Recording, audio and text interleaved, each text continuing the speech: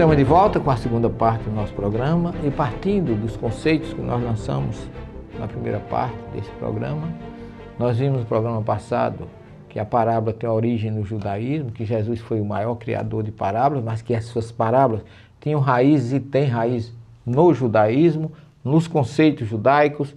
Judaico eu digo assim, religião dos hebreus, porque o judaísmo veio surgir depois da tribo de Judá. Mas até o tempo de Jesus a gente pode falar em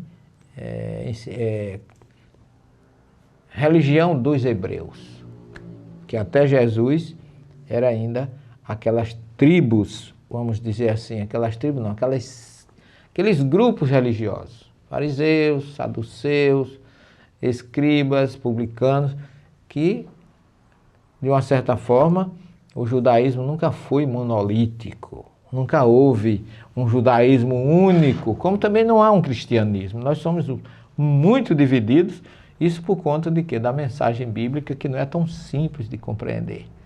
Existiam debates imensos nas sinagogas, no templo, discutindo os conceitos da Torá.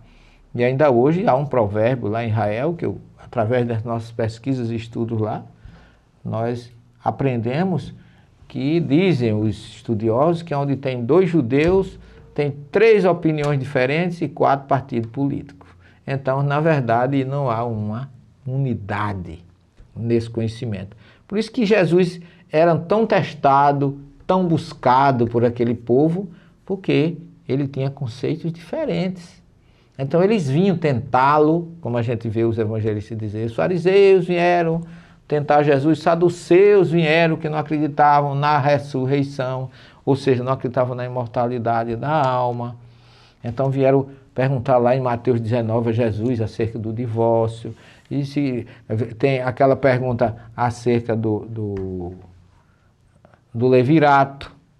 Então, muitas perguntas que eles faziam para tentar confundir Jesus, porque Jesus tinha um conceito de amor, de união e de fraternidade. Mas uma parábola, na minha concepção, partindo dos meus conceitos de estudo da Bíblia, das obras de Kardec ou de qualquer obra, especificamente a parábola tem uma estrutura de um iceberg, porque o texto, a leitura, a história ou a Agadá, ela representa a parte superficial do iceberg. O seu conteúdo mesmo está debaixo, profundo. Ainda hoje, depois de 2015 anos da passagem de Jesus, você estudando uma parábola, você ainda vai encontrar conceitos que até então você não conhecia. Porque já vimos que para você, que a parábola ela é transcendente. Ela é inesgotável na sua mensagem. Cada vez que você estuda, cada vez se aproxima mais no judaísmo, no cristianismo, na moral, na sintonia com Deus ou com Jesus, você vai vendo que ela vai aparecendo, vai surgindo novos conceitos. Porque as parábolas possuem objetivos. Isso seria o principal, mostrar o caminho para Deus, analisar o comportamento humano. A parábola também tem esse lado psicológico, e Jesus mostra isso. Mas ela tem sempre o objetivo de trazer um ensinamento positivo. E uma parábola possui elementos que a compõem.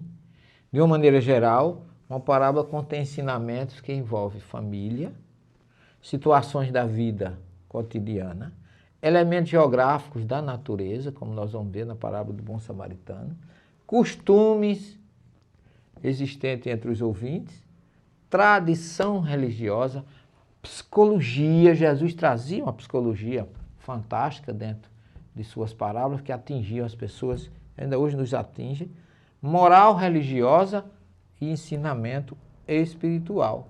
Isso era o que te correspondia rapidamente, de uma forma, vamos dizer assim, muito simples, os elementos que nós encontramos e apresentamos para você de uma parábola. Por isso que Jesus diz assim, para aqueles ouvindo não entendam e ouvindo e vendo não enxerguem. Quando eu vejo um texto em hebraico, ou em grego, ou em latim, ou em inglês, ou em francês, ou em espanhol, eu fico dizendo, Para alguém que não conhece esse idioma, ele vai ver e não vai enxergar. Porque um texto em árabe, você olha, você não entende absolutamente nada. Um texto em hebraico, em sânscrito, você também não entende. Quer dizer, você vê e não enxerga. E ouve alguém falando em árabe, ou em sânscrito, ou em hebraico, ou em grego, e você também não vai ouvir e não vai entender. Essa é uma metáfora muito forte e muito interessante que Jesus dá com relação às parábolas. Porque eu já ouvi muita gente interpretar a parábola do semeador como uma parábola da agricultura. Essa parábola tem muito a ver com a parte agrícola. É agronomia pura. Jesus está ensinando a gente a plantar. Quer dizer, a pessoa está no nível realmente de só entende o lavrador que tem que adubar a terra, não plantar no meio do caminho, nem em cima das pedras, mas num solo que seja fértil. É uma parábola de alguém que trabalha na agricultura. E não é isso que Jesus quer dizer. Então a gente pode observar como é difícil, muitas vezes, né? Como Jesus diz em Mateus 11, 25, como eu já falei, citei, mas não citei o versículo, que Deus ocultou muitas coisas aos sábios e revelou aos pequeninos. Porque para que você aprenda, seja elevado espiritualmente, não é necessário apenas o conhecimento. Que você pode até não ter conhecimento, mas ter sabedoria. Você quer um exemplo? Chico Xavier não tinha o curso primário, mas Chico dizia filosofias, coisas maravilhosas.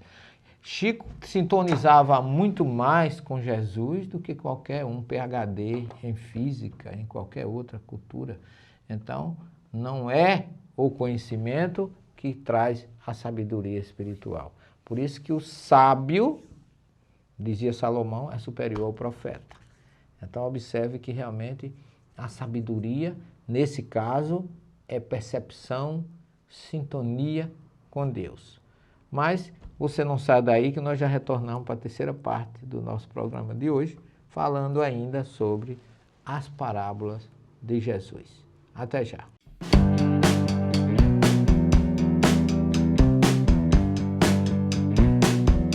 O Mundo Mar Repórter já se tornou a maior série de documentários espíritas da atualidade. Por isso, preparamos para você o DVD Mundo Mar Repórter, edição especial volume 1, com 3 edições do programa.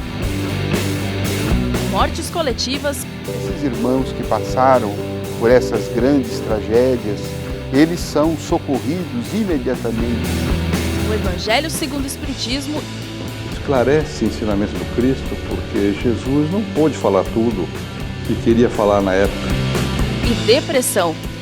É preciso ter uma vida simples, é preciso necessitar de muito pouco. Há uns anos atrás eu li uma frase maravilhosa do Emmanuel, não lembro de qual dos livros dele, em que ele dizia o seguinte: rico é aquele que tem poucas necessidades.